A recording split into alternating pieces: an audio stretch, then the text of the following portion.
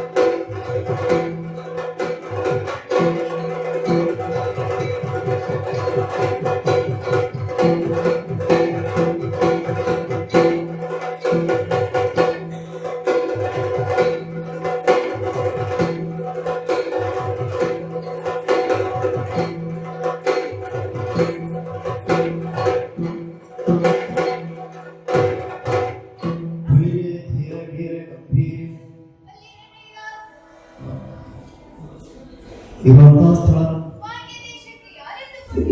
ಮೀನಾಕ್ಷಿ ದೇವಿ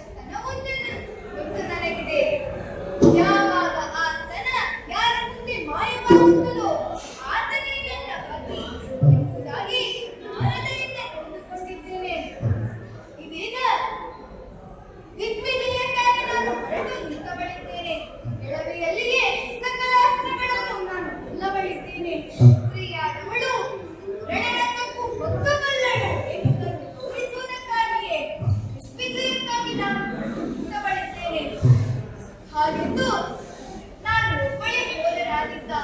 ಇಲ್ಲ, ನಮ್ಮ ಮಂತ್ರಿ ಬರೆಯಬೇಕು. ಅವರ ಜೊತೆಗೆ ಹೋಗುವುದರಿಂದ ನಮ್ಮ ರಾಜ್ಯದ ತೀರ್ಮಾನದಾಗಿಯೇನು ತುಕ್ಕಕ್ಕೆ ಹಾರಿಸಬೇಕೆನ್ನುವುದು ನನ್ನ ಆಸೆ. ಹಾಗಾಗಿ ಅವರನ್ನು ಮೊದಲ ವಿಷಯವನ್ನು ತಿಳಿಸಬೇಕು. ಯಾವ ಮಂತ್ರಿವರ್ಯ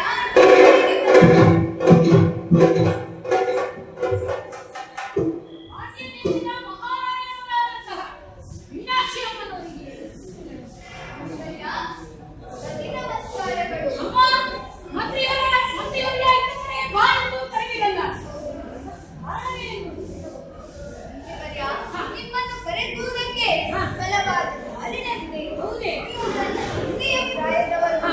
ನನ್ನ ತಂದೆಯವರಿಂದಲೇ ನೀವು ಇಲ್ಲಿನ ಸೇವೆಯನ್ನು ಮಾಡುತ್ತಾ ಈಗ ಸೀತೆಯಾಗಿ ಬಂದಿರಾ? ದಿಗ್ವಿಜಯವನ್ನು ಮಾಡಬೇಕೆಂಬುದಾಗಿ ನಾನು ನಿರ್ಧರಿಸಿಕೊಂಡಿದ್ದೇನೆ.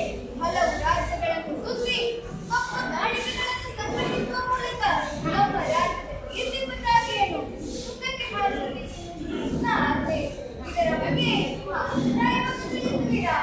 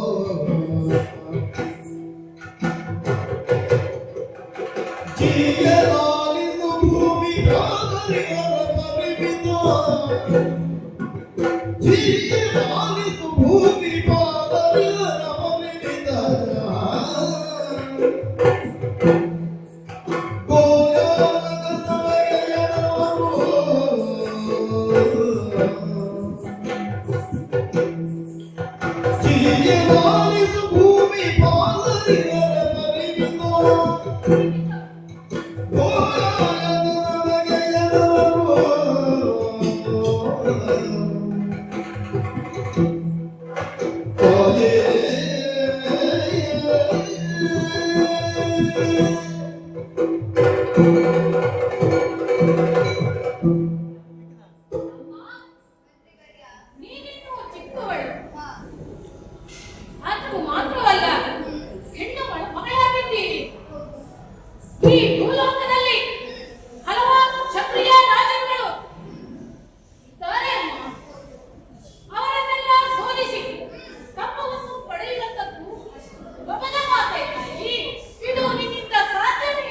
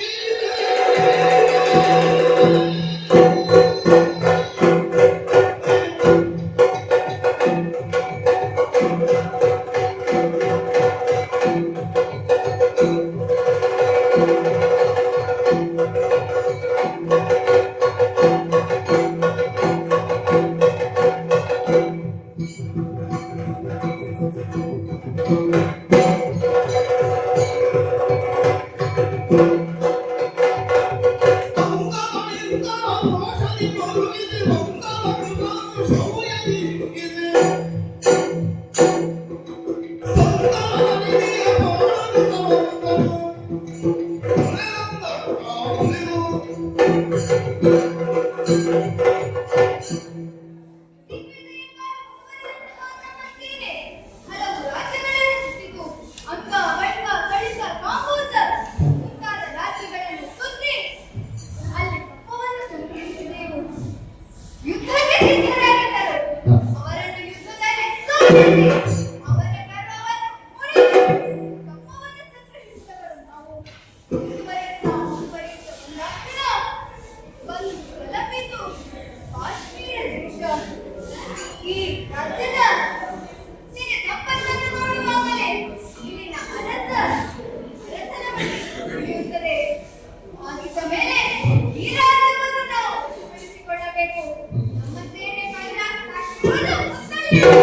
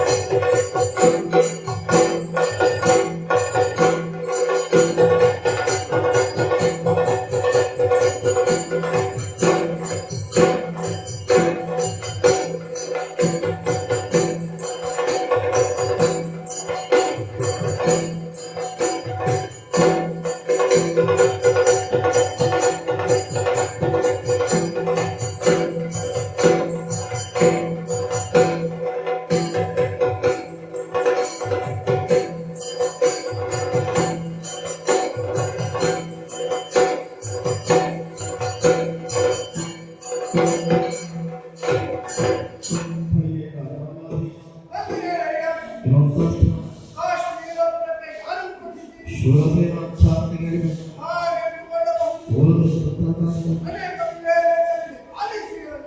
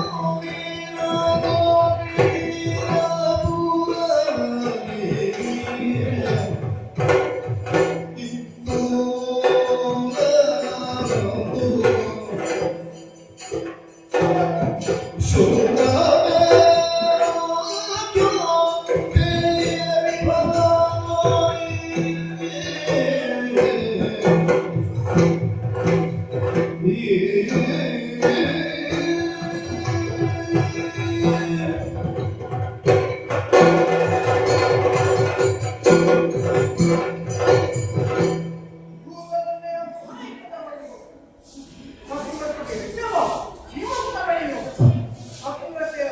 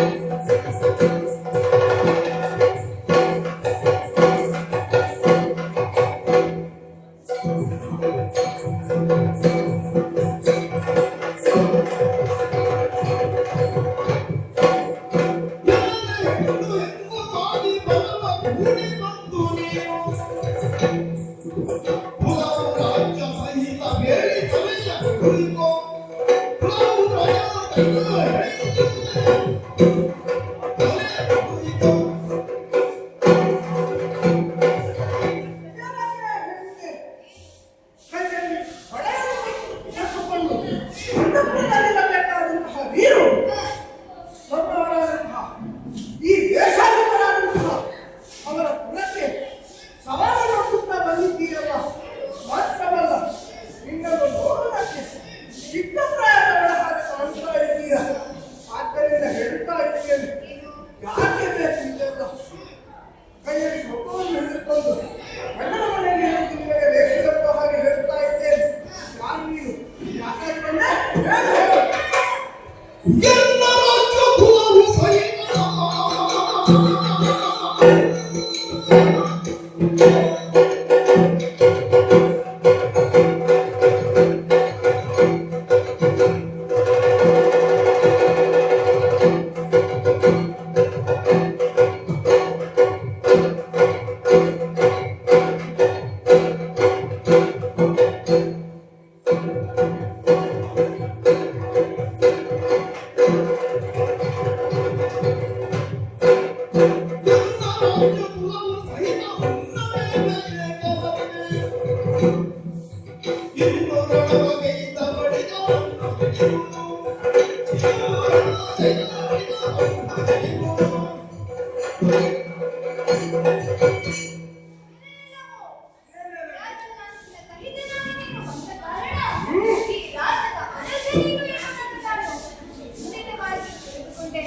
ಅಷ್ಟು ಬುದ್ಧಿ ಇದೆ ಚಿಕ್ಕವರಾದ.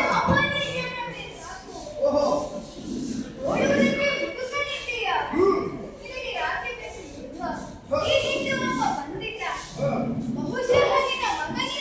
ನನ್ನ ಮಗನ ವಿಜಯಶ್ರೀ. ಹಾ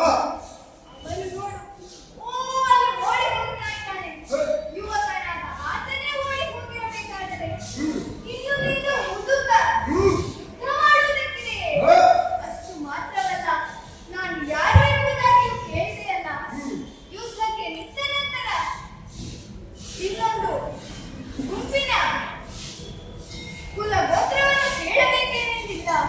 ಹಾಗೆಂದು ಕೇಳಿದರೆ ತಪ್ಪಲ್ಲ. ನೀವು ಕೇಳಿದೆ ಎಂದಾದರೂ ನಾನು ಕೇಳಲೇಬೇಕೆಂದು ಇಲ್ಲ.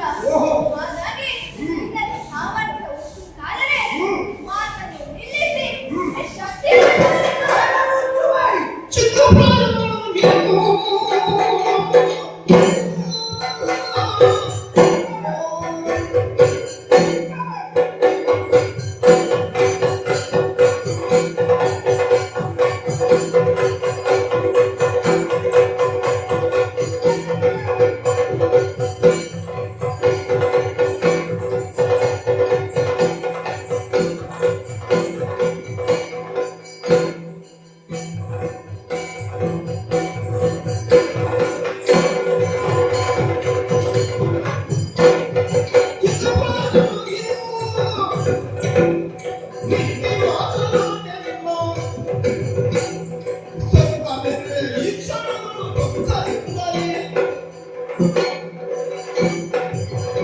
ನನಗೆ ಹೆಣ್ಣೆ, ನೀನು ಚಿಕ್ಕವಳು ಎಂಬ ಹಾಗೆ ನಾವು ಬುದ್ಧಿಮಾತುಗಳನ್ನು ಹೇಳಿದರೆ ನೇರವಾಗಿ ಯುದ್ಧಕ್ಕೆ ಆಹ್ವಾನವನ್ನು ಮಾಡ್ತಾ ಇದ್ದೀಯಲ್ಲ. ನಾನು ಮುದುಕನೇ ಇರಬಹುದು, ಆದರೆ ನನಗಿರುವಂತಹ ಬಲ ಅದು ಯಾವತ್ತೂ ಕುಂದಲಿಲ್ಲ.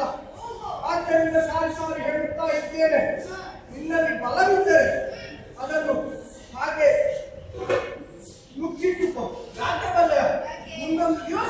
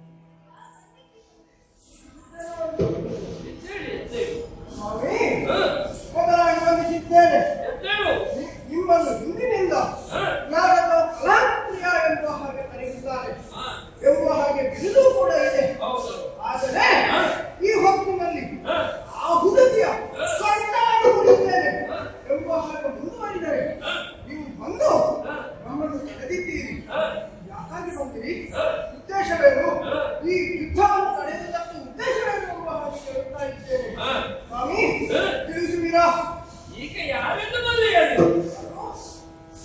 ಬಾಪುರಿಗೆ ಧಣಿಷ ಪರಾಕ್ರಮಿ ಬಾಪುರಿಗೆ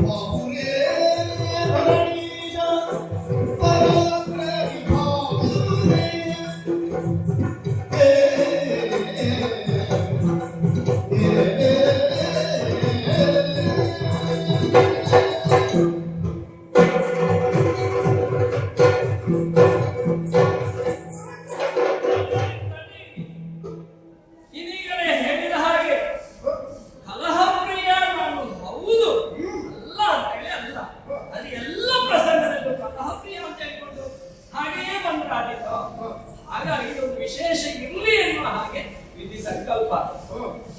ಕಲಹವನ್ನು ನಿಲ್ಲಿಸಿ ಸಂಯೋಜನೆಯನ್ನು ನಡೆಸುವ ಮೂಲಕವಾಗಿ ಇದೊಂದು ವಿಶೇಷವಾಗಿ ನಡೆಯಲಿ ಎನ್ನುವ ಹಾಗೆ ಪ್ರೇರಣೆ ಬಂತು. ಏನು ವಿಶೇಷ? ನಿಮ್ಮ ಪರವಾದಂತಹ ಆ ಯುದ್ಧ ಇದು ಕೂಲಿಗಳು ಎರಡು ರಣದಲ್ಲಿ ಹೋಗಿದ್ರೆ ಹೇಗಾಗಿತ್ತು ಅಂತಹ ಹೋರಾಟ ಘನಘೋರವಾಗಿ ನೋಡುತ್ತಾ ನಿಂತರೆ ಹಾಗೇ ನೋಡುತ್ತಾ ನಿಲ್ಲೋಣ ಎಂಬುದಾಗಿ ಸಾಧಿಸ್ತದೆ. ಆ ಶೌರ್ಯ ಆ ಪರಾಕ್ರಮವನ್ನು ಯಾರೂ ಕೂಡ ಸರಿ ಮಿಗಿಲಿಸದ ಹಾಗೆ ಹೀಗೆ ನೀನೇ ಸಾಟಿ, ಅವಳಿಗೆ ಕೂಡ ಹೇಳಿದ್ದಾರೆ. ಅವಳಿಗೆ ಸಾಟಿ. ನನ್ನ ಪರಾಕ್ರಮ ಹೇಳುತ್ತಿದ್ದ ಹಾಗೆ ಮುದುಕ ಎಂಬ ಹಾಗೆ ಹೇಳುತ್ತಿದ್ದಳು.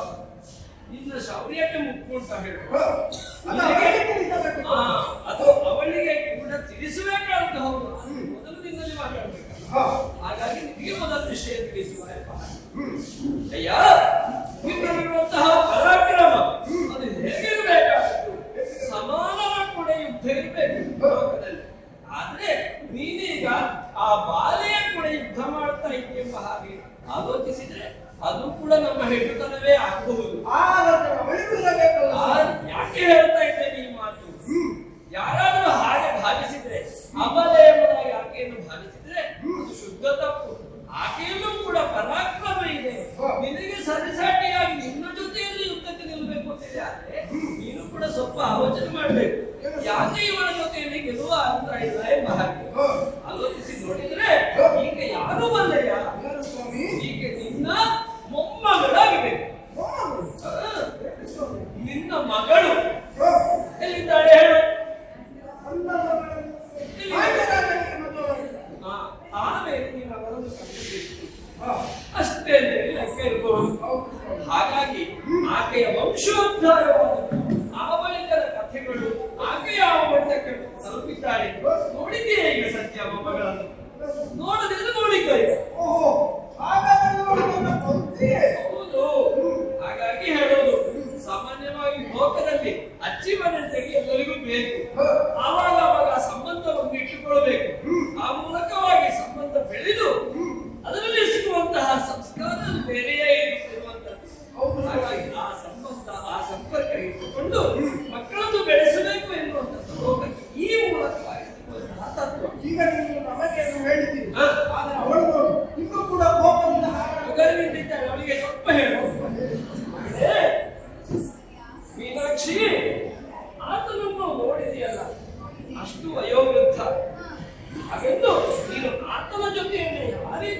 ಕಾದಾಟಕ್ಕೆ ಇಳಿಸುವ ಮೊದಲು ಆತ ಯಾರು ಏನು ಎಂಬ ಹಾಗೆ ವಿಚಾರಿಸಿಕೊಂಡಿದ್ದೀಯಾ?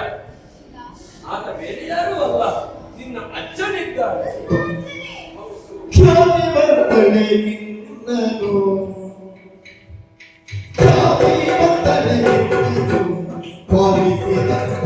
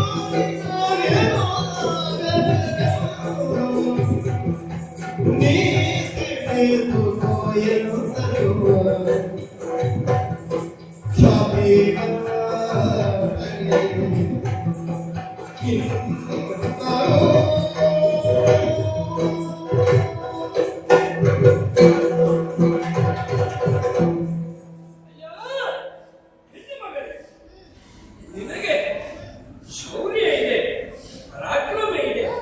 ನಿನ್ನ ಉದ್ದೇಶವಾದಂತಹ ಲೋಕವನ್ನು ಗೆಲ್ಲಿದು ಸಾಧನೆಯನ್ನು ಮಾಡಬೇಕು, ಸಹಜವಾದದ್ದು, ಇರಲೇಬೇಕಾದದ್ದು, ಮೆಚ್ಚಿಕೊಡುತ್ತೇನೆ.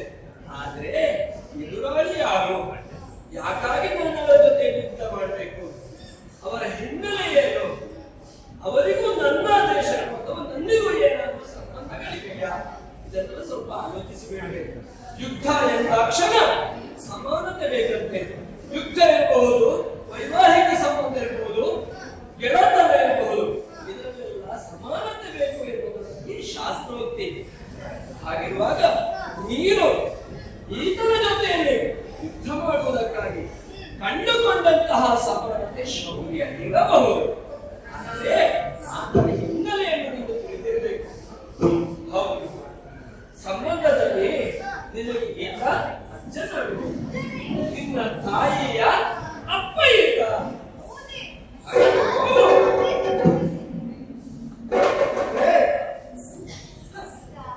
ನೀವಿಬ್ಬರು ಕೂಡ ಅಜ್ಜನ ಮನೆಗೆ ಸುಮಾರು ದಿವಸ ಆಯ್ತಲ್ಲ. ಹಾಗಾಗಿ ಹೌದು, ಹಾಗಿರುವಾಗ ಅಜ್ಜನ ಮನೆಗೆ ಹೇಗೂ ಬಂದದ್ದಾಗಿದೆ. ಒಂದಷ್ಟು ದಿವಸ ಕುಳಿತುಕೊಳ್ಬೇಕು ಅಜ್ಜನ ಮನೆಯಲ್ಲಿ, ಅಜ್ಜನ ಕಥೆಯನ್ನೆಲ್ಲ ಕೇಳಬೇಕು. ಆ ಮೂಲಕವಾಗಿ ಅನೇಕ ಸಂಸ್ಕಾರಗಳು ನಿನಗೆ ಸಿಗಬಹುದು. ಹಾಗಾಗಿ ಅದನ್ನೆಲ್ಲ ಕೇಳಿಕೊಂಡು ಆ ಬಳಿಕ ಒಂದಷ್ಟು ದಿವಸ ಲಾಭನೆಯನ್ನು ಮಾಡಬೇಕು. ಆಮೇಲೆ ಮುಂದಿನ ದಿಕ್ಕುಗಳಿಗೆ ಹೋಗಬಹುದು. ನನ್ನ ಕೆಲಸ ಆಯ್ತು, ನಾನಿನ್ನು ಹೋಗ್ತೇನೆ, ಬಹಳಷ್ಟು ಕೆಲಸ ಉಂಟು.